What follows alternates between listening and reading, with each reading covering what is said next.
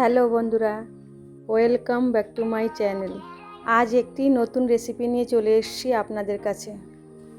সেটি হলো চিংড়ি এবং কুমড়ো দিয়ে মসুর ডালের রেসিপি। এইভাবে রেসিপিটি আপনারা বাড়িতে বানিয়ে দেখুন, আপনাদের অবশ্যই ভালো লাগবে।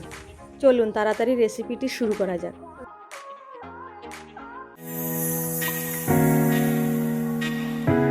প্রথমে কিছুটা মসুর ডাল সেদ্ধ করে রেখেছি। আগে আমি চিংড়ি মাছগুলো লবণ হলুদ মাখিয়ে রেখেছি। এখানে আমি কিছুটা কুমড়ো কেটে নিয়েছি। এবার আমি কড়াই বসিয়ে দেব। কড়াই গরম হয়ে গেছে, এবার আমি সামান্য তেল দিয়ে দেবো। রেসিপিটি আমি সর্ষের তেলেই করব। তেল গরম হয়ে গেছে, এবার আমি একটি ডিম ভেজে নেব।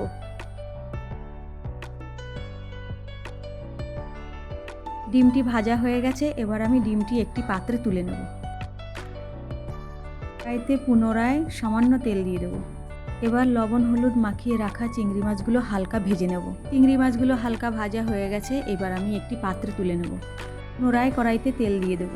এবার গরম তেলে দিয়ে দেবো আমি শুকনো লঙ্কা, তেজপাতা, পাঁচফোড়ন, আদা কুচি।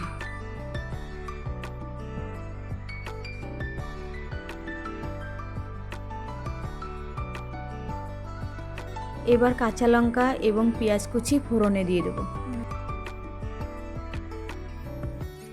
এবার আমি দিয়ে দেব একটি টমেটো কুচি।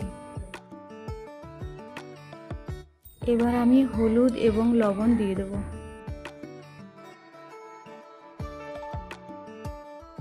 এবার আমি দিয়ে দেব সামান্য পরিমাণে গোলমরিচের গুঁড়ো এবং জিরে গুঁড়ো। এবার আমি মশলাটি ভালো করে কষিয়ে কুমড়োটি দিয়ে দেব।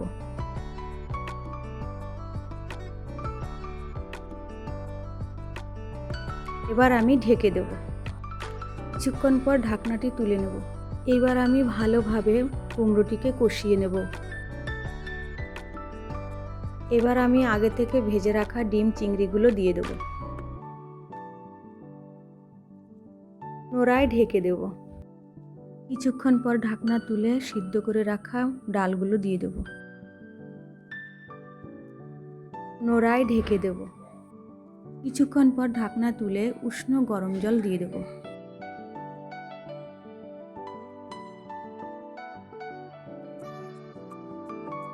এবার আমি ভালোভাবে নাড়িয়ে পুনরায় ঢেকে দেব।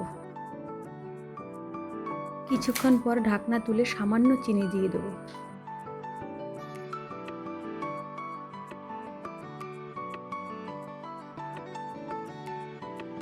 এবারে আমি দিয়ে দেব সামান্য ধনেপাতা কুচি এবং পুনরায় ঢেকে দেব। ব্যাস, রেসিপি তৈরি। ভীষণ সুস্বাদু একটি রেসিপি আপনাদের সাথে শেয়ার করলাম। এটি একটি নতুনত্ব রেসিপি, আপনারা বাড়িতে তৈরি করুন, আপনাদের অবশ্যই ভালো লাগবে। এই রেসিপিটি যদি আপনাদের ভালো লেগে থাকে আমার চ্যানেলটিকে লাইক এবং সাবস্ক্রাইব করে দেবেন। ধন্যবাদ বন্ধুরা।